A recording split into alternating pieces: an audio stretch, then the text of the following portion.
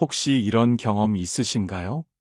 누군가에게 마음을 다해 베풀었는데 돌아오는 것은 상처와 배신감뿐이었던 적이 말입니다. 너무나 가까이 다가가면 치명적으로 다치고 너무 멀리 떨어지면 외로워지는 복잡하고 어려운 인간관계 속에서 우리는 과연 어떻게 행동해야 할까요? 쇼펜하우어는 이러한 인간관계의 본질적인 딜레마를 고슴도치 딜레마라는 비유로 설명했습니다. 추운 겨울밤, 고슴도치들은 서로의 온기를 나누기 위해 가까이 다가가지만 날카로운 가시 때문에 서로에게 상처를 줍니다. 너무 멀어지면 추위에 얼어 죽을 것 같고 너무 가까워지면 아픈 가시에 찔리는 이 절박한 상황. 사람 사이의 관계도 이와 완벽히 같습니다. 우리는 가까워질수록 예상치 못한 상처를 받기 쉽고 거리를 두면 견딜 수 없는 외로움을 느끼게 됩니다. 그렇다면 과연 어떻게 해야 사람과 사람 사이에서 이상적인 적정 거리를 찾아낼 수 있을까요? 쇼펜하우어는 인간관계에서 절대적으로 기억해야 할 세 가지 결정적인 경고를 남겼습니다. 이 강력한 경고를 제대로 이해하는 것만으로도 우리는 불필요한 뼈아픈 실망과 깊은 상처에서 완전히 벗어날 수 있습니다. 과연 그는 우리에게 어떤 충격적인 진실을 말해주고 싶었던 것일까요? 오늘 주제가 여러분의 마음 깊이 와닿으신다면 구독과 좋아요 꼭 눌러주세요. 여러분의 소중한 마음을 따뜻하게 위로하고 안아주는 진심 어린 좋은 콘텐츠로 반드시 보답하겠습니다. 첫 번째 경고, 누군가에게 함부로 베풀지 마라. 인간관계에서 신중함을 잃지 마라. 세상에는 단 두 종류의 사람만이 존재합니다. 냉혹하게 상대를 이용하는 자와 철저히 이용당하는 자. 이 날카로운 말은 독일의 위대한 철학자 쇼펜하우어가 우리에게 남긴 강력한 경고입니다. 많은 사람들은 맹목적인 믿음이 있어야만 인간관계가 제대로 유지될 수 있다고 착각합니다. 하지만 쇼펜하우어는 오히려 정반대로 단호하게 말했습니다. 사람을 너무 쉽게 믿으면 틀림없이 철저하게 배신당한다. 처음에는 이 냉혹한 말이 지나치게 극도로 냉소적으로 들릴 수도 있습니다. 하지만 깊이 곰곰이 생각해보면 인생에서 단 한 번이라도 이런 뼈아픈 경험을 해본 적이 분명히 있을 것입니다. 진심으로 마음을 활짝 열고 완전히 믿었던 사람이 어느 순간 냉정하게 등을 돌렸던 생생한 기억. 나만큼은 절대 예외일 거라 순진하게 생각했던 가까운 사람이 전혀 예상치 못한 충격적인 순간에 내게 치명적인 상처를 주었던 그 순간 말입니다. 처음에는 억누를 수 없는 분노와 참담한 배신감이 거세게 밀려오지만 긴 시간이 지나고 나면 결국 깨닫게 됩니다. 내가 너무 어리석을 정도로 순진했던 걸까? 아니면 사람을 제대로 보는 정확한 눈이 완전히 없었던 걸까? 그때야 비로소 쇼펜하우어의 냉혹한 말이 생생히 떠오릅니다. 인간의 본성은 근본적으로 이기적이며 신뢰란 절대 쉽게 주어서는 안 된다. 쇼펜하우어는 인간관계에서 기대치를 현실적으로 낮춰야 한다고 강력히 강조했습니다. 믿음은 물론 중요하지만 무조건적인 맹목적 신뢰는 명백히 어리석은 일이라는 것이죠. 어느 평범한 날, 쇼펜하우어는 독일의 한 조용한 카페에서 진한 커피를 천천히 마시고 있었습니다.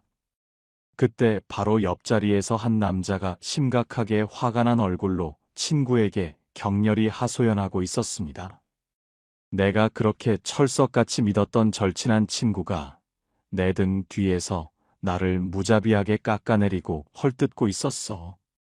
내가 그 친구를 위해 얼마나 헌신적으로 도와줬는데 도대체 어떻게 감히 그럴 수가 있지? 그 절규하는 말을 조용히 듣던 쇼펜하우어는 차갑게 피식 웃으며 침착하게 말했습니다. 당연히 그럴 수 있지. 너는 인간이란 존재를 너무 과대평가했어. 남자는 어이없고 황당한 얼굴로 쇼펜하우어를 똑바로 쳐다보며 강하게 따졌습니다. 아니, 그래도 오랜 친구인데 당연히 믿어야 하는 거 아닙니까? 쇼펜하우어는 커피잔을 천천히 내려놓으며 냉정하게 말했죠. 어리석게도 고양이를 무조건 믿고 귀한 생선을 통째로 맡기겠다는 소리군. 인간의 본성은 철저히 이기적인 법이야. 신뢰란 절대로 쉽게 주어서는 안 되는 거지. 이 남자가 그 냉혹한 말을 진정으로 이해했을까요? 아마도 전혀 아닐 겁니다. 대부분의 순진한 사람들은 나는 특별한 예외일 거야라고 착각하니까요. 하지만 현실은 참혹하게 냉정합니다. 배신은 멀리 있는 낯선 사람이 아니라 가장 가까운 사람에게서 예고 없이 찾아오니까요. 우리는 살아가면서 수많은 복잡한 인간관계를 필연적으로 맺습니다. 가족, 친구, 동료, 이웃. 그런데 충격적인 배신은 뜻밖에도 가장 가까운 곳에서 갑작스럽게 시작됩니다. 평소에는 친한 척하며 밝게 웃고 편하게 지내던 직장 동료가 있었습니다. 매일 같이 점심을 먹고 힘든 일이 있으면 서로 적극적으로 도와주며 깊이 의지했던 끈끈한 사이였죠. 그런데 치열한 승진 경쟁이 본격적으로 시작되자 그 사람의 태도가 미묘하게 서서히 바뀌었습니다. 갑자기 내 작은 실수를 과장해서 크게 확대해서 말하고 몰래 뒤에서 악의적인 험담을 노골적으로 하기 시작합니다. 나는 솔직히 승진 욕심 전혀 없으니까 내가 됐으면 진심으로 좋겠어라며 다정하게 말하던 그 사람이 정작 결정적인 중요한 순간에는 오직 자기 이익만을 위해 교묘하게 내 발목을 집요하게 잡습니다. 그 충격적인 순간 비로소 깨닫게 됩니다. 우리는 진짜 친구가 결코 아니었구나. 나는 진심 어린 친구라고 순진하게 생각했지만 저 사람은 처음부터 나를 제거해야 할 경쟁자로만 냉정하게 보고 있었구나. 돈을 선뜻 빌려준 적이 있나요? 처음엔 그 사람이 절박하고 간절한 얼굴로 애원합니다. 진짜 급해. 제발 이번만 좀 도와주면 안 돼? 내가 죽어도 반드시 꼭 갚을게. 제발 믿어줘. 그런데 시간이 조금만 지나면 태도가 완전히 180도 달라집니다. 이번 달에는 좀 심하게 힘든데 다음 달에 꼭 갚을게. 내가 돈이 없어서 일부러 안 갚겠어? 사정 좀 넉넉히 봐줘. 쥐꼬리만 한 돈 때문에 너무 과하게 정색하는 거 아니야? 빌려줄 때는 정말 진심으로 너무 고맙다며 겸손하게 두 손을 모으던 그 사람이 막상 갚을 때가 되면 왜 이렇게 쪼안하고 인색해? 라며 오히려 당당한 태도로 순식간에 돌변합니다. 그러다 결국 연락이 완전히 끊어지고 내가 먼저 용기 내어 연락을 하면 요즘 너무 지독하게 바빴어. 내 어려운 사정도 좀 인간적으로 이해해줘. 마치 내가 큰 민폐라도 심각하게 끼친 사람처럼 억울하게 몰아갑니다. 이럴 때 문득 떠오르는 씁쓸한 말이 있습니다. 돈을 빌릴 때는 그 사람이 비굴하게 내 앞에 엎드리지만 돈을 받으러 갈 때는 오히려 내가 그 사람 앞에 애처롭게 엎드린다. 쇼펜하우어는 인간 본성이 근본적으로 이기적이라는 걸 너무나 정확히 알고 있었습니다. 그는 이렇게 냉혹하게 말했죠. 돈을 선뜻 빌려줄 때는 다시 받지 못할 각오를 철저히 해야 한다. 사실 돈을 빌려준 바로 그 순간 이미 절반은 완전히 날린 셈입니다. 더 끔찍하고 참담한 건 돈을 돌려받는 험난한 과정에서 소중한 관계까지 돌이킬 수 없이 망가진다는 거죠. 한때 친밀했던 사람이 나를 노골적으로 피하기 시작하고 결국에는 아예 냉정히 등을 돌립니다. 빌려줄 때는 친한 친구였던 사람이 돈이 오가고 나면 남보다 훨씬 못한 존재가 됩니다. 애초에 돈 문제가 생길 여지를 철저히 만들지 않는 것. 그게 소중한 인간관계를 완벽히 지키는 유일하고 확실한 방법일지도 모릅니다. 가족이든 친구든 오랫동안 알고 지낸 사이라도 끝까지 진심으로 내 편일 거라는 확실한 보장은 전혀 없습니다. 오히려 가까운 사람이 더 쉽고 빠르게 변하기 마련입니다. 사람들은 흔히 힘들 때 곁에 있어주는 사람이 진짜 친구라고 쉽게 말합니다. 물론 어려울 때 따뜻한 손 내밀어주는 사람도 감사하지만 진짜 어렵고 결정적인 시험은 따로 명확히 있습니다. 바로 내가 잘 될 때 그 사람이 진짜 진심으로 내 편인지 아닌지가 적나라하게 드러난다는 것입니다. 돈이 없을 때 다들 같이 술 한잔하며 위로해 줍니다.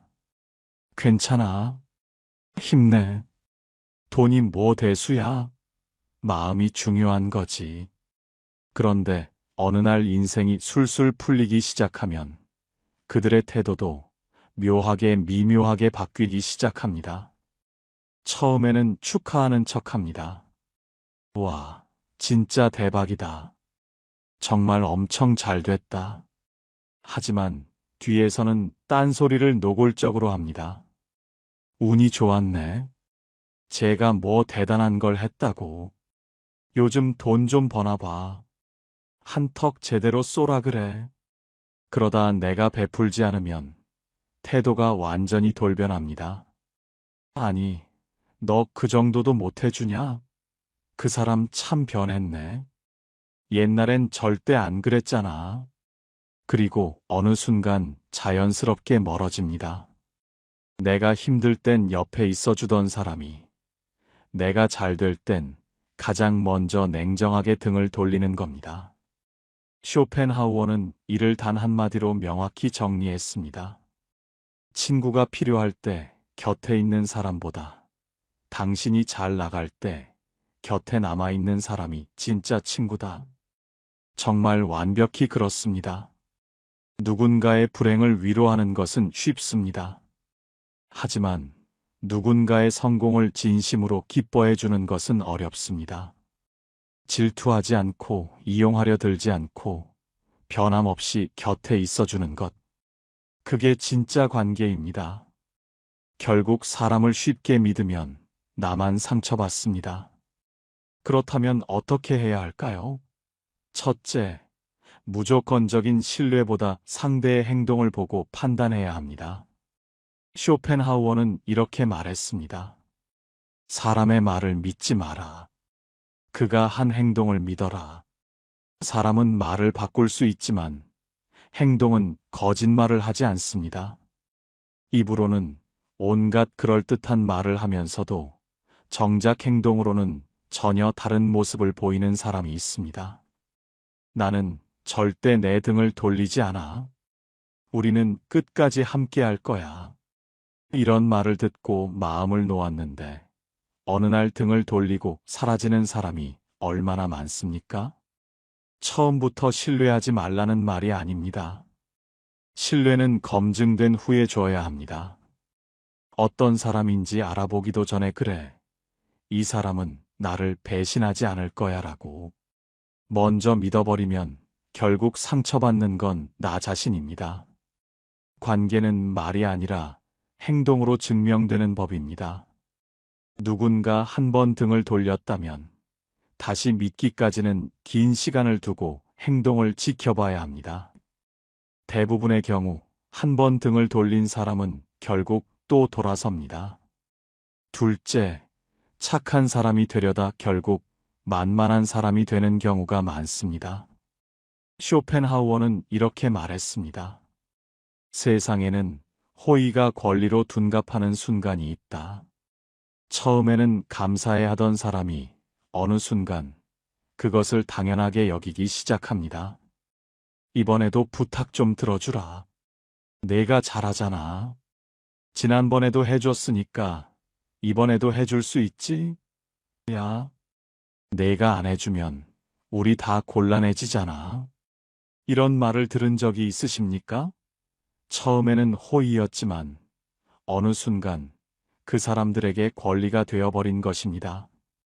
더 끔찍한 건 거절하면 오히려 나쁜 사람이 되어버린다는 겁니다. 우와, 너 원래 이런 사람이었어? 너 그렇게 이기적인 사람이었어? 진짜 실망이야. 그리고 사람들은 떠나갑니다. 사실 그런 사람들은 처음부터 내 사람이 아니었습니다. 내가 베풀었기 때문에 붙어 있었을 뿐, 이용할 수 없게 되면 언제든 떠날 준비가 되어 있었던 것입니다. 그렇다면 내가 착한 사람이어서 문제가 되는 걸까요? 아닙니다. 문제는 한계를 정하지 않았다는 것입니다. 도움을 줄 수도 있고 베풀 수도 있습니다. 하지만 언제, 어디까지 할지 명확한 선을 그어야 합니다. 여기까지는 내가 도와줄 수 있지만 그 이상은 어렵습니다. 이 한마디를 하는 것이 그렇게 어렵습니까? 하지만 착한 사람들은 이 말을 하지 못합니다. 상대방이 실망할까봐, 나를 안 좋게 볼까봐. 그러나 나를 진짜 아끼는 사람이라면 나에게 부담을 주지 않습니다. 무리하게 요구하지도 않고 내 선을 존중할 줄 압니다. 그런 사람이 아니었다면 그 관계는 처음부터 필요 없는 관계였습니다. 결국 인간관계에서 적절한 거리두기가 반드시 필요합니다. 쇼펜하우어는 인간관계를 고슴도치 딜레마에 비유했습니다. 우리는 서로 따뜻함을 나누고 싶지만 너무 가까워지면 가시에 찔리게 된다. 너무 가까이 하면 상처받고 너무 멀어지면 외로워집니다. 그렇다면 답은 무엇일까요? 적절한 거리 유지입니다. 누군가에게 쉽게 마음을 내주지 마십시오. 말이 아니라 행동을 보고 판단하십시오. 선의를 베풀되 그 한계를 정하십시오. 그리고 무엇보다 착한 사람이 아니라 지혜로운 사람이 되십시오. 사람은 쉽게 변하지 않습니다. 하지만 우리가 사람을 대하는 방식은 바꿀 수 있습니다. 그 한 걸음이 상처받지 않는 인간관계를 만드는 첫 걸음이 될 것입니다. 자, 이제 쇼펜하우어가 강력히 경고한 두 번째 인간관계 법칙을 알아볼까요? 두 번째 경고, 말을 아껴라. 무례한 사람과 논쟁하지 마라. 쇼펜하우어는 인간관계에서 꼭 반드시 피해야 할 것이 있다고 했습니다. 바로 어리석은 사람과 논쟁하는 것입니다. 그는 이렇게 냉혹하게 말했습니다. 바보와 논쟁하는 것은 진흙탕에서 돼지와 싸우는 것과 완벽히 같다. 돼지는 즐기지만 당신은 더러워질 뿐이다. 이 말을 듣고 고개를 갸우뚱할 수도 있습니다. 그래도 억울한 건 참을 수 없잖아. 나는 틀린 말을 한 게 아닌데 왜 참아야 하지? 맞습니다. 억울할 수도 있습니다. 하지만 중요한 건 논쟁을 해서 이기는 게 아니라 지혜롭게 피하는 것입니다.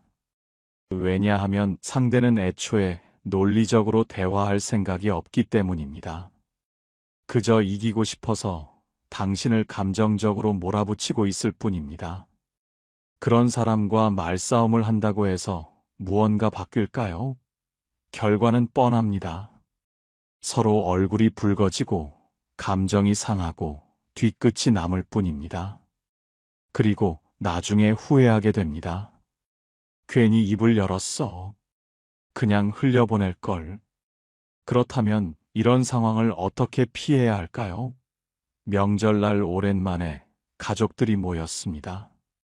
오랜만에 얼굴 보니 반갑고 이야기 나누다 보면 한층 가까워질 수도 있겠죠. 그런데 한마디 잘못 던졌다가 분위기가 순식간에 얼어붙을 수 있습니다. 요즘 정치하는 사람들 진짜 한심하지 않냐? 나는 저 당이 맞다고 보는데 너희는 생각이 다르구나. 이야기가 나오기 시작하면 분위기는 점점 과열됩니다. 처음에는 의견 교환이었던 대화가 어느 순간 감정 싸움으로 번지기 시작합니다. 아니, 그걸 몰라? 너는 세상을 너무 순진하게 본다. 아니, 형이야말로 너무 극단적이야. 제대로 알고 말하는 거 맞아? 한번 불이 붙으면 절대 꺼지지 않습니다. 결국 기분 상한 채로 모임이 끝나고 다음번엔 이런 자리를 피하고 싶어집니다. 사실 정치 얘기에서 누가 옳고 그런지는 중요하지 않습니다. 애초에 각자 믿고 싶은 게 다르기 때문에 절대 결론이 나지 않습니다. 오히려 맞아 그렇구나 하고 넘기는 사람이 현명한 것입니다. 어떤 사람들은 대화를 하는 목적이 다릅니다. 서로 생각을 주고받으며 이해하려는 것이 아니라 무조건 자기가 이기고 싶어서 말꼬리를 잡고 늘어지는 사람들이 있습니다. 이런 사람들과 대화를 나누다 보면 처음에는 평범한 의견 교환 같았다가도 어느 순간부터 이상하게 말이 꼬이고 기분이 상하기 시작합니다. 내 말은 맞긴 한데 솔직히 생각이 짧지 않아? 그래서 너는 뭐 얼마나 대단하길래 그런 소리를 해? 이 말을 듣는 순간 머릿속에서 신호가 울려야 합니다. 아, 이건 대화가 아니라 싸움이구나. 그런 사람들은 논리적인 설명이 필요한 것이 아닙니다. 애초에 내 의견을 듣고 싶어 하는 것도 아닙니다. 그저 내 말에 트집을 잡고 우위를 점하고 싶을 뿐입니다. 이런 상황에서 실수하는 사람들의 공통점이 있습니다. 아니, 나는 그냥 내 의견을 말한 것뿐인데 왜 자꾸 말꼬리를 잡지? 그렇게 상대를 이해시키려 하고 차근차근 설명하려고 합니다. 하지만 이것은 함정입니다. 이들은 애초에 논리적으로 토론할 의사가 없습니다. 내 말을 듣고 이해하려는 것이 아니라 그냥 내가 틀렸다는 결론을 내리고 싶어 할 뿐입니다. 이때 가장 멍청한 행동이 뭔지 아십니까? 아니야. 내 말은 그런 뜻이 아니고 하면서 열심히 설명하는 것. 그 순간 상대는 속으로 웃고 있을 겁니다. 걸려들었군. 이젠 내 마음대로 휘둘러 보자. 이런 사람들은 내 말을 반박할 논리가 없으면 논점을 흐리거나 말꼬리를 잡거나 감정적으로 몰아붙입니다. 이제부터 대화는 본질에서 벗어나 감정 싸움으로 번지게 됩니다. 그런데 이 싸움에서 절대 이길 수 없습니다. 왜냐하면 애초에 이 싸움은 논리가 아니라 기싸움이기 때문입니다. 그렇다면 답은 간단합니다. 그들이 원하는 반응을 주지 않으면 됩니다. 그럴 수도 있겠네요. 그렇게 생각하는 사람도 있겠죠. 이렇게 흘려보내고 싸움 자체를 거부하는 겁니다. 그러면 상대는 흥미를 잃고 더 이상 붙잡고 늘어지지 않습니다. 싸움에서 가장 완벽한 승리는 싸움을 시작하지 않는 것입니다. 논리적으로 설득되지 않는 사람도 피해야 하지만 그보다 더 피해야 할 사람은 감정적으로 몰아붙이는 사람입니다. 이들은 애초에 논리 따위는 중요하지 않습니다. 무엇이 맞고 틀린지가 아니라 상대를 벼랑 끝으로 몰아붙이고 감정을 터뜨리게 만드는 것이 목적입니다. 내가 그렇게 똑똑하면 다 해봐. 나는 이렇게 힘들어 죽겠는데 넌 도대체 왜 그러는 거야? 그렇게 잘났으면 너 혼자 살아? 이런 말들을 들으면 어떤 기분이 드십니까? 순간적으로 억울하고 화가 나고 반박하고 싶어집니다. 그런데 바로 그 순간이 상대가 원했던 상황입니다. 왜냐하면 이들은 대화로 설득할 생각이 없습니다. 내 말을 듣고 이해하려는 게 아니라 그냥 나를 감정적으로 흔들어서 무너뜨리려는 겁니다. 여기서 흥분하는 순간 게임은 끝난 것입니다. 감정적으로 대응하는 순간 상대는 기다렸다는 듯이 몰아붙입니다. 아니 봐봐. 너 지금 화났잖아. 내가 잘못한 거 맞네. 역시 너는 원래 그런 사람이야. 본색 나오네. 이 싸움에서 이기는 방법은 단 하나, 싸움을 시작하지 않는 것입니다. 이런 사람을 상대할 때는 절대로 흥분해서 반응하면 안 됩니다. 대신 차분하게 이렇게 말하십시오. 그래, 알겠어. 그럴 수도 있겠네. 힘들었나 보구나. 그럴 수도 있지. 이렇게 반응하면 상대는 당황합니다. 왜냐하면 상대가 원했던 그림이 나오지 않았기 때문입니다. 나는 싸울 생각이 없는데 혼자만 감정적으로 흥분하고 있는 상황. 이러면 상대는 더 이상 싸움을 이어갈 수 없습니다. 그렇다면 내가 참아서 손해보는 것일까요? 아닙니다. 손해보는 건 오히려 상대입니다. 싸움이 커질수록 내 감정은 소모되고 괜히 쓸데없는 논쟁에 시간을 빼앗기게 됩니다. 그러니 기억하세요. 무례한 사람과 감정 싸움을 하는 것은 진흙탕에서 돼지와 싸우는 것과 같습니다. 돼지는 즐기겠지만 내가 더러워질 뿐입니다. 이길 방법은 단 하나. 그 싸움 자체를 피하는 것입니다. 누구나 한 번쯤 이런 상황을 겪어본 적이 있을 것입니다. 억울하게 몰리고 말이 통하지 않는 사람과 부딪히면서 이건 아니지 하고 목소리를 높였던 경험. 그런데 돌아보면 어땠나요? 그 싸움에서 이긴다고 해서 정말 속이 시원했던가요? 상대가 내가 맞아 하고 깨달음을 얻고 사과라도 하던가요? 아니면 괜히 기분만 상하고 감정만 소모되고 괜히 말했다 하고 후회했던 적이 더 많지는 않았나요? 쇼펜하우어는 이렇게 말했습니다. 어리석은 사람과 논쟁하는 것은 싸워서 이기는 것이 아니라 그와 동급이 되는 것이다.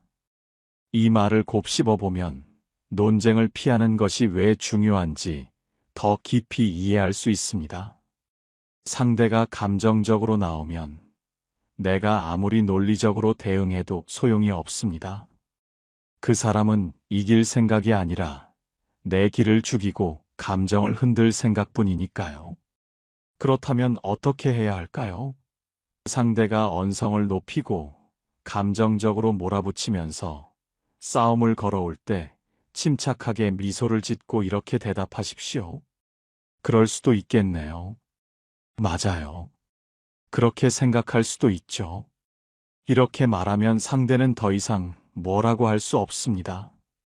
싸움이 될 재료를 주지 않았기 때문입니다. 일부러 싸움을 거는 사람들은 상대가 흥분해서 같이 달려들기를 바랍니다. 그래야 더 몰아붙이고 더 이긴 듯한 느낌을 받을 수 있으니까요.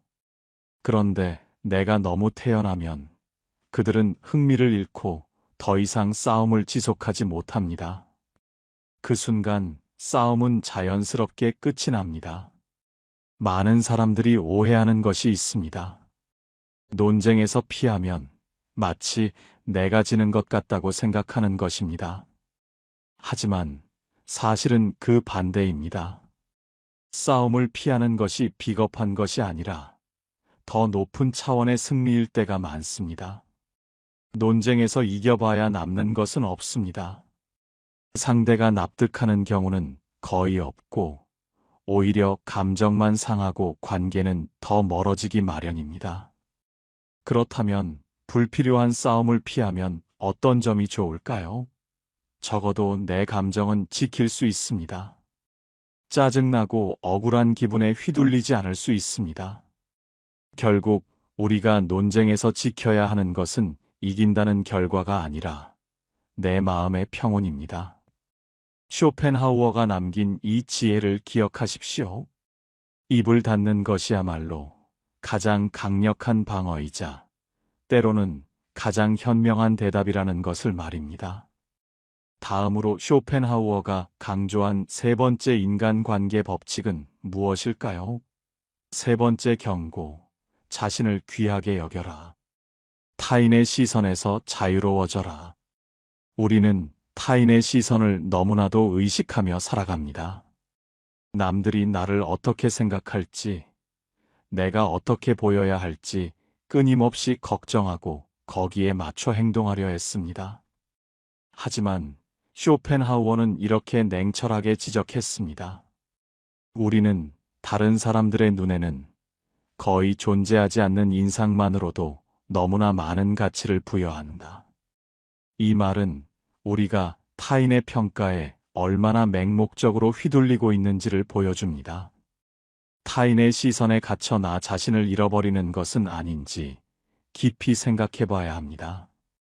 주변 사람들의 평가가 내 인생의 중심이 될 때 우리는 진정한 행복과 자유를 느끼기 어렵습니다. 예를 들어, 많은 사람들이 비싼 명품 가방을 사고 고급 외제차를 타고 넓은 집에 살고 싶어 합니다. 왜일까요? 단순히 나 자신을 위한 것일까요? 물론 그런 부분도 있겠지만 상당 부분은 다른 사람들에게 내가 이 정도의 사람이다라는 것을 보여주고 싶은 욕구 때문일 것입니다. 남들이 부러워하고 인정해주면 뿌듯함을 느끼지만 그렇지 않으면 초라함을 느낍니다. 하지만 쇼펜하우어는 이렇게 말합니다. 우리를 불행하게 만드는 것은 다른 사람들의 시선이 아니라 우리가 그 시선을 중요하게 생각한다는 것이다. 즉, 외부의 평가에 대한 우리의 집착이 불행의 근원이라는 것이죠. 사회생활을 하는 많은 사람들이 타인의 시선을 의식하며 고통받습니다. 직장 상사의 비위를 맞추고 동료들에게 좋은 사람으로 보이기 위해 싫은 소리 한 번 못하고 때로는 불합리한 요구도 들어주곤 합니다. 내가 이렇게까지 해야 하나 하는 회의감이 들지만 그래도 나를 싫어하면 어떻게, 평판이 안 좋아지면 어떻게 하는 두려움 때문에 쉽게 벗어나지 못합니다. 그런데 이렇게 타인의 시선에 얽매여 자신을 잃어버리면 결국 아무도 당신을 귀하게 여기지 않게 됩니다. 당신이 자신을 소중히 여기지 않는데 누가 당신을 소중히 여겨주겠습니까? 오히려 사람들은 당신을 이용하기 쉬운 사람, 만만한 사람으로 여기게 될 가능성이 높습니다. 쇼펜하우어는 오직 자신에게만 의지할 수 있는 사람만이 진정한 자유를 얻는다고 말했습니다. 진정으로 자신을 귀하게 여기는 것은 타인의 시선에서 벗어나 자신의 가치를 스스로 인정하고 지키는 것에서 시작됩니다. 그렇다면 어떻게 해야 타인의 시선에서 자유로워질 수 있을까요? 첫째, 타인의 의견과 나 자신의 가치를 분리해야 합니다. 다른 사람의 의견은 그저 그 사람의 의견일 뿐, 나의 본질적인 가치를 결정하는 것이 아닙니다. 세상 모든 사람이 나를 좋아할 수는 없습니다. 나를 좋아하지 않는 사람이 있다면 그건 그 사람의 취향일 뿐이지 내가 부족해서가 아닙니다. 둘째, 자신의 내면을 강화해야 합니다. 쇼펜하우어는 행복의 원천은 외부에 있는 것이 아니라 내면에 있다고 강조했습니다. 독서, 명상, 취미 활동 등 자신을 발전시키고 내면의 평온을 찾는 활동에 집중하십시오. 내면이 단단해질수록 외부의 평가에 흔들리지 않게 됩니다. 셋째, 나 자신에게 집중하는 시간을 가지십시오. 다른 사람들에게 맞춰주느라 정작 나 자신을 돌보지 못하는 경우가 많습니다. 하루 중 잠깐이라도 자신에게 질문하고 자신의 감정과 욕구를 들여다보는 시간을 가지십시오. 내가 진정으로 원하는 것이 무엇인지, 나를 행복하게 하는 것이 무엇인지 파악하는 것이 중요합니다. 마지막으로 자기 자신을 귀하게 여기는 것의 중요성을 절대 잊지 마십시오. 당신이 스스로를 귀하게 여기고 존중할 때 비로소 다른 사람들도 당신을 귀하게 대하게 될 것입니다. 당신의 삶의 주인은 오직 당신뿐입니다. 타인의 시선에 갇혀 스스로를 고통스럽게 만들지 마십시오. 쇼펜하우어의 경고는 오늘날에도 우리에게 깊은 통찰을 제공합니다. 인간관계에서 우리는 늘 외로움과 상처 사이에서 균형을 찾아야 합니다. 너무나 많은 기대와 맹목적인 믿음은 결국 실망을 낳고, 불필요한 논쟁은 감정 소모만을 불러올 뿐입니다. 그리고 타인의 시선에 휘둘리는 것은 결국 나 자신을 잃게 만드는 지름길입니다. 쇼펜하우어가 우리에게 남긴 3가지 결정적인 경고를 다시 한번 되새겨 봅시다. 첫째, 사람을 함부로 믿거나 무조건적으로 베풀지 마라. 상대의 행동을 보고 판단하고 베풀매는 반드시 한계를 정해라. 둘째, 말을 아껴라. 무례한 사람과 어리석은 논쟁을 피하라. 싸움에서 가장 현명한 승리는 싸움을 시작하지 않는 것이다. 셋째, 자신을 귀하게 여겨라. 타인의 시선에서 자유로워지고 내면의 가치를 스스로 지켜라. 이 3가지 지혜를 마음에 새기고 실천한다면 우리는 불필요한 상처와 외로움에서 벗어나 더욱 단단하고 지혜로운 인간관계를 만들어 나갈 수 있을 것입니다. 여러분의 소중한 삶이 타인의 평가나 배신으로 흔들리지 않고 오직 당신만의 아름다운 가치로 빛나기를 진심으로 응원합니다.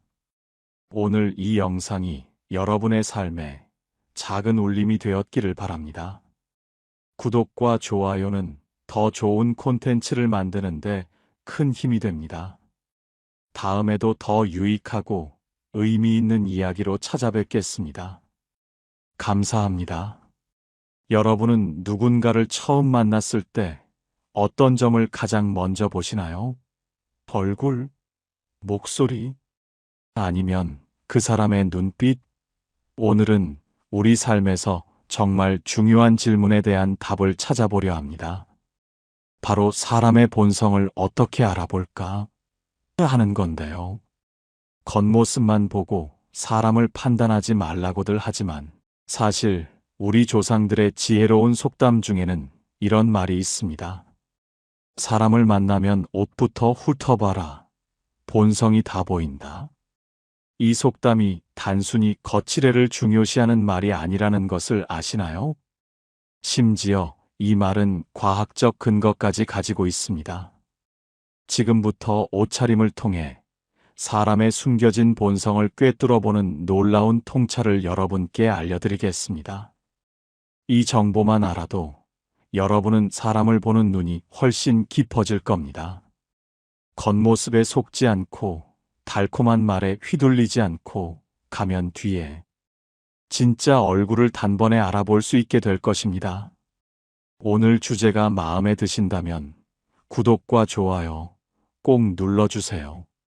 여러분의 마음을 안아주는 더 좋은 콘텐츠로 보답하겠습니다. 자, 그럼 첫 번째 신호부터 하나하나 파헤쳐 보겠습니다. 첫 번째 신호는 바로 옷차림입니다. 옷이 뭐 그렇게 중요하냐고요? 많은 분들이 그렇게 생각하실 겁니다. 하지만 놀랍게도 옷은 거짓말을 하지 않습니다. 겉모습을 꾸미든 안 꾸미든 사람은 결국 자신을 드러내는 방식으로 옷을 입습니다. 무심코 고른 한 벌의 옷이 그 사람의 성격, 욕망, 심리 상태까지 다 보여주죠. 심리학자들은 이 현상을 Enclosed Cognition ENCLOTHED Cognition, 즉 입는 옷이 사고방식을 바꾼다고 부릅니다. 미국 노스웨스턴 대학교의 애덤 갈린스키 박사 연구팀은 흥미로운 실험을 진행했습니다. 실험 참가자들에게 똑같은 흰색 가운을 입혔습니다. 하지만 한쪽에는 이건 의사 가운이다라고 알려주고 다른 쪽에는 이건 화가의 가운이다라고 알려줬죠. 결과는 놀라웠습니다. 같은 옷인데도 의사 가운을 입은 참가자들은 집중력과 판단력이 훨씬 높게 나타났습니다.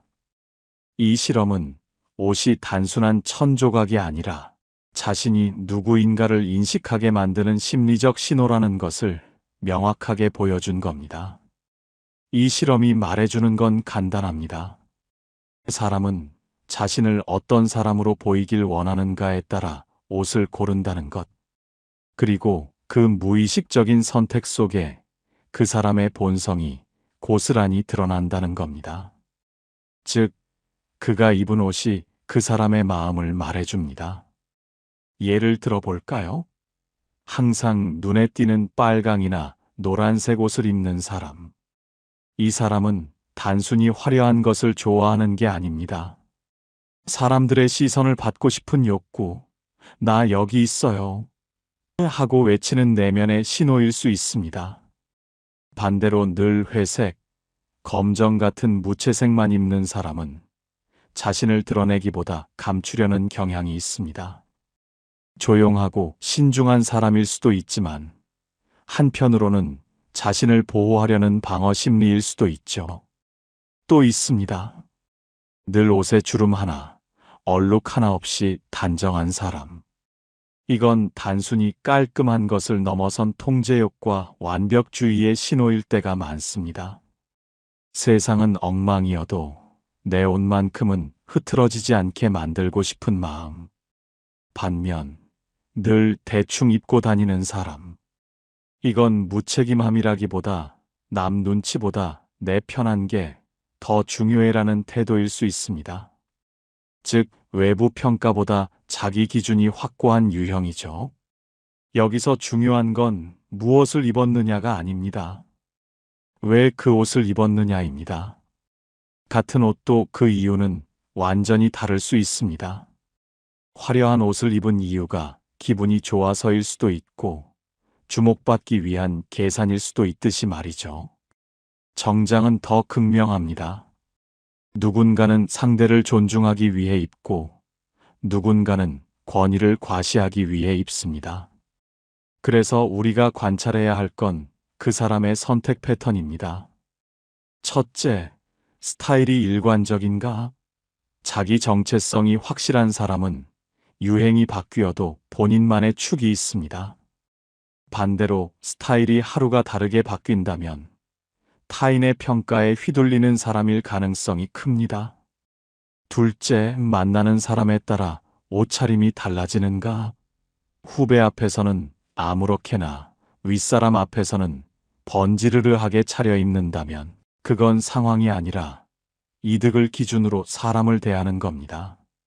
셋째, 타인의 말 한마디에 바로 옷이 바뀌는가? 그거 안 어울려 한마디에 다음 날부터 사라지는 옷. 그거 요즘 유행이야 한마디에 바로 바뀌는 스타일. 이건 자기 확신이 약한 사람의 전형적인 모습입니다.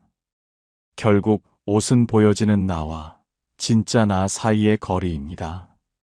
그 거리가 가까운 사람일수록 진실하고 멀수록 꾸밈과 계산이 많습니다. 철학자 롤랑 바르트는 말했죠. 옷은 언어다. 사람은 옷으로 자신을 말한다. 맞습니다. 말은 얼마든지 꾸밀 수 있지만 매일 입는 옷은 무의식이 고릅니다. 이제부터 사람을 볼 때 그 옷이 예쁜가 보다 왜 저걸 골랐을까를 보세요. 그 한 벌의 옷이 그 사람의 본심을 가장 먼저 말해줍니다. 이것이 바로 사람의 본성을 알아보는 첫 번째 신호입니다. 사람의 본성을 꿰뚫어보는 두 번째 신호는 말버릇입니다. 옷차림이 겉모습이라면 말버릇은 그 사람의 속마음이 흘러나오는 창문과 같습니다. 우리는 이렇게 말하죠. 말 한마디에 천냥 빚도 갚는다. 말이 씨가 된다. 그런데 이건 단순한 속담이 아닙니다. 심리학적으로 증명된 과학적 사실입니다. 미국 하버드 대학교 심리학과 연구팀은 10년 동안 수천 명의 대화를 분석했습니다. 그 결과는 충격적이었습니다. 사람의 성격과 태도, 심지어 인생관까지도 그가 평소에 무심코 사용하는 단어와 말투 속에 고스란히 드러난다는 것입니다. 즉, 사람의 말버릇은 그 사람의 인격을 숨김없이 보여주는 언어적 지문과도 같습니다. 옷은 꾸밀 수 있습니다. 표정은 연기할 수 있습니다. 행동은 통제할 수 있습니다. 하지만 입에서 무심코 튀어나오는 말버릇만큼은 절대 속일 수 없습니다. 그렇다면 우리가 조심해야 할 위험한 말버릇에는 어떤 것들이 있을까요? 첫 번째, 위험한 말버릇은 자기 자랑이 끊이지 않는 사람입니다. 혹시 이런 사람 떠오르시나요? 대화 시작한 지 5분도 안 돼서 이야기의 중심이 나로 바뀝니다. 아, 그거 나도 해봤어. 내가 그때 말이야. 나 그 분야 전문가야. 상대가 좋은 소식을 전하면 그 정도야. 나는 그보다 더 했어. 상대가 힘들다고 하면 나는 더 어려운 일도 견뎠어. 결국 모든 대화가 나의 무용담으로 끝납니다. 사회심리학자 마크 레어리 박사는 30년 동안 이런 사람들을 추적했습니다. 그가 내린 결론은 단 하나였습니다. 자기 자랑이 많은 사람일수록 속은 불안하고 자신감이 부족하다. 진짜 강한 사람은 굳이 자랑하지 않습니다. 굳이 말하지 않아도 그 사람의 존재가 이미 말하고 있기 때문입니다. 하버드 대학교의 또 다른 실험도 흥미롭습니다. 참가자들에게 다른 사람들과 자유롭게 대화하라고 지시한 뒤 그 대화를 녹음했습니다. 이후 참가자들이 얼마나 자기 자신에 대해 이야기했는지 분석했죠. 결과는 예상 밖이었습니다. 자기 이야기를 많이 한 사람일수록 도파민 분비 영역인 뇌의 쾌락 중추가 강하게 활성화된 것입니다. 즉, 자기 얘기를 할 때 뇌는 마치 돈을 벌거나 음식을 먹을 때처럼 쾌감을 느낀다는 겁니다. 그래서 이런 사람은 자기 이야기 중독자입니다. 당신의 이야기를 듣는 척하지만 사실은 다음에 무슨 말을 할지 계산하고 있습니다. 처음엔 유능해 보입니다. 자신감 있고 리더십 있어 보이죠. 하지만 시간이 지나면 결국 모든 공을 자기가 가져가고 당신의 노력을 자기 성과로 둔갑시킵니다. 이 사람에게 중요한 건 우리가 아닙니다. 항상 나입니다. 두 번째 위험한 말버릇은 남의 말을 끊는 습관입니다. 아, 그건 내가 알아. 잠깐만, 그거 다르게 봐야 해. 아니, 그건 말이야. 당신이 말을 다 끝내지도 않았는데 갑자기 끼어들어 자기 말부터 하는 사람 한 번쯤은 만나보셨을 겁니다. 대화는 캐치볼입니다. 서로 주고받으며 흐름을 만드는 거죠. 하지만 이런 사람은 공을 독점합니다. 던지지도 받지도 않습니다. 그냥 계속 자기만 던집니다. 미국 조지타운 대학교의 데보라 테넌 교수는 20년간의 연구 끝에 이렇게 말했습니다. 말을 끊는 행위는 단순한 습관이 아니라 권력과 지배를 과시하는 언어적 행동이다. 즉, 말버릇 하나가 나 너보다 위에 있어 라는 무의식적 선언인 셈입니다.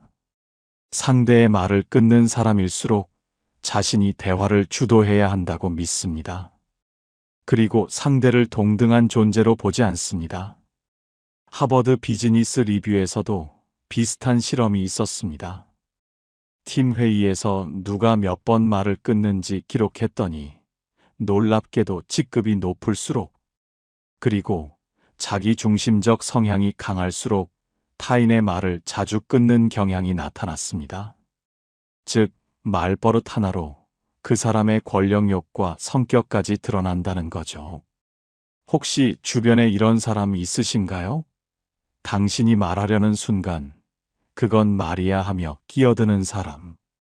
그 사람은 당신을 존중하지 않습니다. 당신의 생각은 들을 가치가 없다고 여기는 겁니다. 말버릇은 그 사람의 내면을 숨김없이 비춥니다. 습관처럼 튀어나오는 한마디 속에 그 사람의 성격, 불안, 욕망이 다 들어 있습니다. 누군가와 대화할 때 말투를 유심히 들어보세요.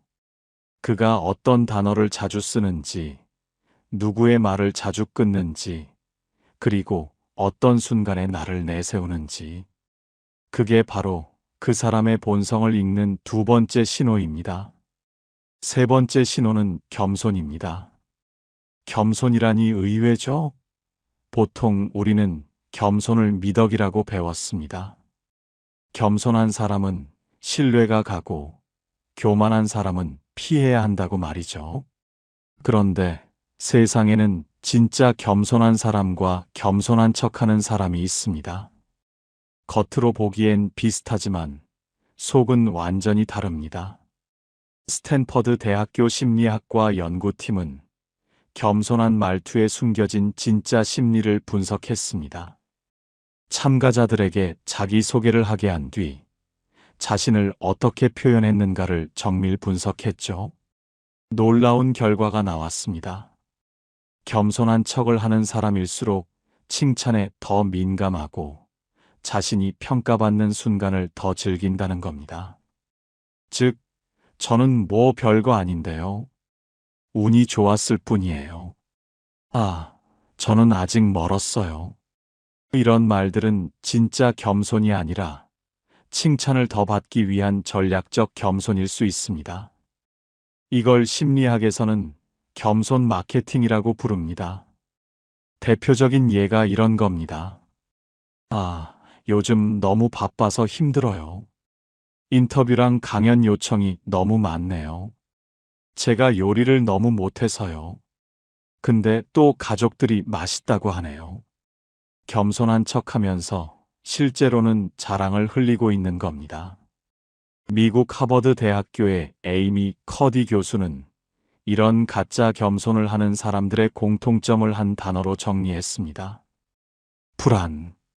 자신감이 없기 때문에 겉으로는 자신을 낮추지만 속으로는 인정과 칭찬을 갈망합니다. 그래서 칭찬을 들으면 아니에요 하면서도 눈빛은 반짝입니다. 입꼬리는 미세하게 올라갑니다.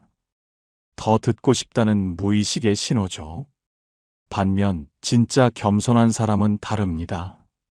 칭찬을 들으면 감사합니다. 한마디로 끝냅니다. 불필요한 부정을 하지 않습니다. 스스로의 가치를 이미 알고 있기 때문입니다.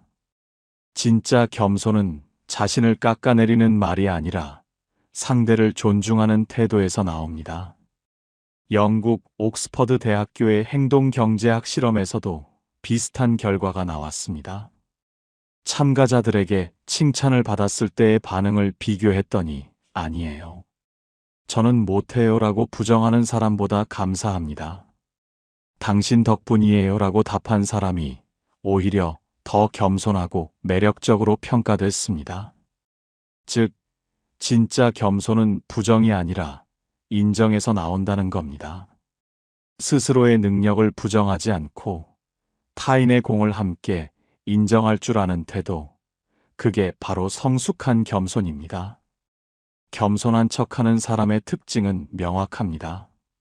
하나, 칭찬을 거부하면서도 계속 기다립니다. 둘, 자신을 낮추는 말 뒤에는 반드시 자랑이 숨어 있습니다. 셋, 상대가 자신을 칭찬하지 않으면 서운해합니다. 넷, 겸손을 이용해 분위기를 통제하려 합니다. 이들은 겸손이 아니라 조종을 합니다. 상대의 반응을 유도하고 칭찬을 스스로 끌어내려 합니다. 진짜 겸손은 조용합니다. 티내지 않습니다. 칭찬이 없어도 흔들리지 않습니다. 가짜 겸손은 시끄럽습니다.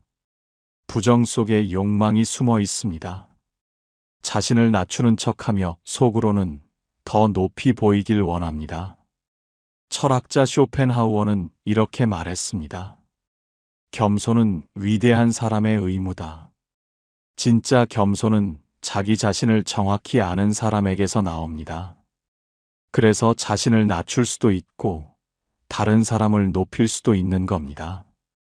가짜 겸손은 자기 자신을 모르는 사람에게서 나옵니다.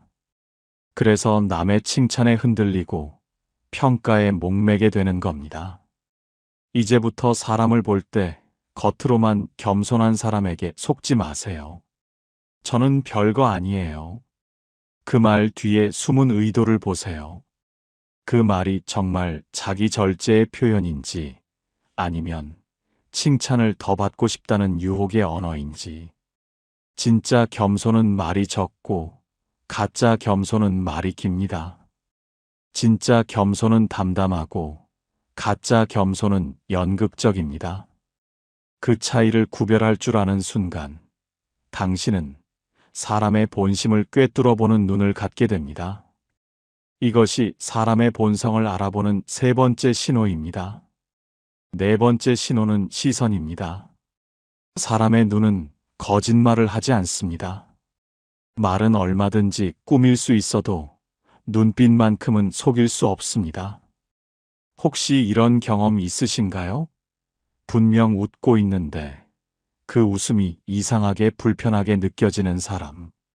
말은 친절한데 눈빛은 차갑고 계산적인 사람. 이상하게 눈이 마주치면 등골이 서늘해지는 그런 느낌. 그건 단순한 느낌이 아닙니다. 뇌가 이미 그 사람의 진짜 감정을 포착한 겁니다.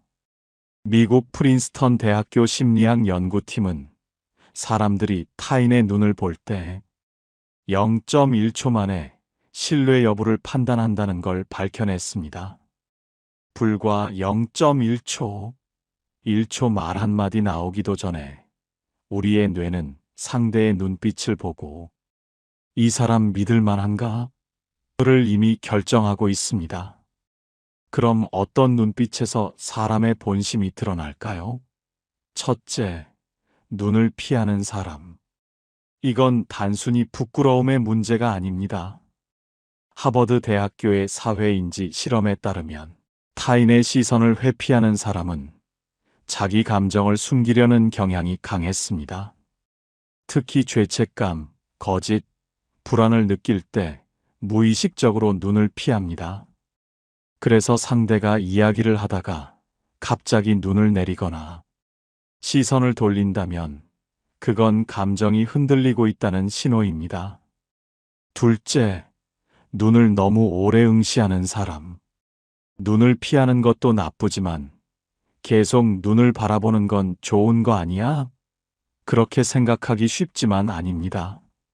스페인 마드리드 대학교의 행동심리 실험에서 시선을 과하게 유지하는 사람은 상대에게 심리적 압박감을 주려는 경향이 있었습니다.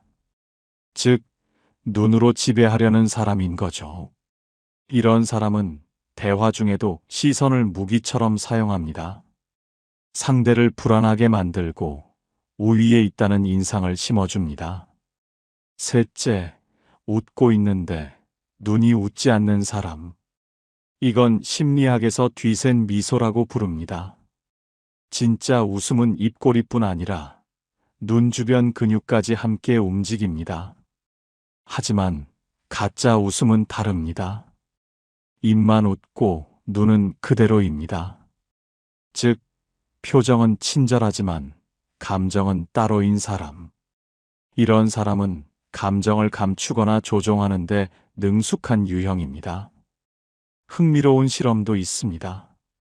캘리포니아 대학교의 연구진은 피험자들에게 정직하게 대답하라는 조건과 거짓말을 해도 된다는 조건을 각각 주었습니다. 그 후 미세 표정 분석 장비로 관찰한 결과 거짓말을 할 때 사람들의 눈동자가 미세하게 흔들리고 눈 깜빡임 횟수가 증가했습니다.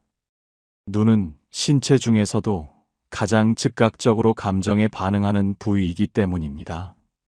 즉, 입은 거짓말을 할 수 있어도 눈은 순간적으로 진실을 고백합니다. 그렇다면 실전에서 사람의 눈을 어떻게 읽을 수 있을까요? 대화 중 시선을 자주 피하는가? 감정적으로 불안하거나 뭔가 숨기고 있을 가능성이 있습니다. 눈을 과하게 응시하는가? 권력욕이 강하거나 상대를 통제하려는 심리일 수 있습니다. 눈이 웃지 않는가? 진심 없는 친절, 계산된 관계일 확률이 높습니다. 눈빛에는 의도가 없습니다. 그냥 본능입니다. 그래서 더 진실합니다. 쇼펜하우어는 이렇게 말했습니다. 말은 생각을 숨기지만 눈은 영혼을 드러낸다. 사람을 볼 때 말보다 눈을 먼저 보세요. 그 사람이 어떤 마음으로 당신을 대하는지 그 눈빛 하나면 충분합니다. 사람의 본성을 꿰뚫어보는 5번째 신호는 권력을 쥐었을 때 변하는가입니다. 사람의 본성은 평범할 때보다 힘을 가졌을 때 가장 적나라하게 드러납니다. 권력은 거짓말을 하지 않습니다. 권력은 가면을 벗깁니다. 권력은 그 사람의 진짜 얼굴을 드러냅니다. 미국 스탠퍼드 대학교에서 심리학 역사상 가장 충격적인 실험이 있었습니다. 바로 스탠퍼드 감옥 실험. 심리학자 필립 짐바르도 교수는 평범한 대학생들을 모집했습니다. 그들 중 정신적으로 건강하고 성숙한 사람들만 선별했죠. 그리고 반은 교도관, 반은 죄수 역할을 맡겼습니다. 그저 단순한 역할극이었습니다. 단 2주간의 실험. 하지만 단 6일 만에 실험은 중단됐습니다. 왜였을까요? 교도관 역할을 맡은 학생들이 조금씩 변하기 시작했습니다. 처음엔 장난처럼 명령을 내리더니 며칠 뒤엔 죄수들을 모욕하고 통제했습니다. 폭언이 나오고 심지어 폭행까지 일어났습니다. 평범하던 대학생들이 단 몇 시간 만에 권력에 취한 겁니다. 조금의 힘만 주었을 뿐인데 그들의 말투가 달라지고 눈빛이 달라지고 인간성이 완전히 바뀌어 버린 것입니다. 짐바르도 교수는 실험을 멈추며 이렇게 말했습니다. 권력은 인간의 본성을 드러내는 가장 잔인한 거울이다. 그렇다면 이건 단지 실험실 이야기일까요? 아닙니다. 우리 일상에서도 똑같이 벌어집니다. 첫째, 직급이 오르자 변하는 사람. 평사원일 때는 누구보다 다정했습니다. 같이 밥 먹고 웃고 고민도 나누던 사람이었죠. 그런데 팀장이 되자 말투가 달라집니다. 이거 해. 저거 당장 처리해. 예전엔 부탁이었는데 이젠 명령입니다. 조금의 권한을 쥔 순간 동료는 부하가 되고 대화는 지시가 됩니다. 이런 사람은 원래 착한 게 아니었습니다. 힘이 없어서 착한 척 했을 뿐입니다. 진짜 본성은 권력을 잡았을 때 드러납니다. 둘째, 돈을 쥐자 변하는 사람. 함께 힘들 때는 같이 컵라면 나누던 친구였습니다. 우리 언젠가 잘 되자 하던 사람이었죠. 그런데 돈을 벌고 나자 말투가 달라집니다. 요즘 바빠서 너는 아직 모를 거야. 예전엔 함께였던 우리가 이젠 너와 나로 갈라집니다. 하버드 대학교 경제심리학 연구팀의 연구 결과는 이 현상을 과학적으로 입증했습니다. 사람은 돈이 많아질수록 공감 능력이 급격히 줄어듭니다. 부유한 참가자들은 타인의 고통에 무감각해졌고 불편한 장면을 봐도 뇌의 감정 반응이 둔해졌습니다. 즉, 돈이 그들을 바꾼 게 아니라 돈이 그 안의 본성을 드러낸 것입니다. 셋째, 아주 작은 권한에도 변하는 사람. 직장에서 작은 프로젝트 리더가 되자마자 후배에게 고압적으로 굴고, 모임에서 총무를 맡더니 돈으로 사람을 통제하려 하는 사람. 아이의 부모가 되자 사랑보다 통제를 앞세우는 사람. 심리학자 뒤 킨슬리 박사는 말했습니다. 큰 권력보다 작은 권력에서 인간의 본성이 더 정확히 드러난다. 큰 권력은 감시가 있지만 작은 권력은 감시가 없습니다. 그래서 가면을 쓰지 못합니다. 작은 자리에서도 변하는 사람이라면 큰 자리를 가지면 훨씬 더 위험해집니다. 권력은 시험입니다. 그 시험 앞에서 누군가는 겸손해지고 누군가는 오만해집니다. 누군가는 그 힘을 책임으로 쓰고 누군가는 그 힘을 쾌감으로 씁니다. 독일 철학자 니체는 이렇게 말했습니다. 권력은 인간을 타락시키지 않는다. 다만 그 사람의 본성을 드러낼 뿐이다. 그래서 사람을 볼 때 진짜 봐야 할 순간은 힘이 없을 때가 아닙니다. 조금의 권력을 쥐었을 때입니다. 그때 그 사람의 말투가, 눈빛이, 태도가 변하는지를 보세요. 작은 권력 앞에서 변하는 사람은 결국 어떤 권력을 쥐어도 당신을 지켜줄 사람이 아닙니다. 권력은 인간의 얼굴을 벗깁니다. 돈, 직위, 명예, 역할, 그 어떤 형태로든 힘을 쥐었을 때 그 사람의 진짜 본 모습이 드러납니다. 그 모습을 본 순간 당신은 알게 될 겁니다. 아, 이 사람은 원래 이런 사람이었구나. 이것이 사람의 본성을 꿰뚫어 보는 5번째 신호입니다. 이제 모든 신호를 알게 되었습니다. 다시 한번 정리하겠습니다. 첫 번째, 옷차림을 보세요. 그 사람이 왜 그런 옷을 입었는지, 그 선택 뒤에 숨은 심리를 읽으세요. 두 번째, 말버릇을 들으세요. 무의식적으로 튀어나오는 말에서 진짜 본성이 드러납니다. 세 번째, 겸손한 척하는지 진짜 겸손한지 분별하세요. 가짜 겸손 뒤에는 인정 욕구와 불안이 숨어 있습니다. 네 번째, 시선을 읽으세요. 말은 거짓말을 해도 눈은 진실을 고백합니다. 다섯 번째, 권력을 쥐었을 때를 보세요. 작은 힘에도 변하는 사람은 더 큰 힘을 가지면 위험해질 수 있습니다. 사람을 만날 때 이 5가지 신호를 기억하세요. 겉으로 드러나는 모습만이 전부가 아닙니다. 그 뒤에 숨겨진 진짜 본성을 꿰뚫어 보는 지혜로운 눈으로 여러분의 삶이 더욱 풍요로워지기를 바랍니다.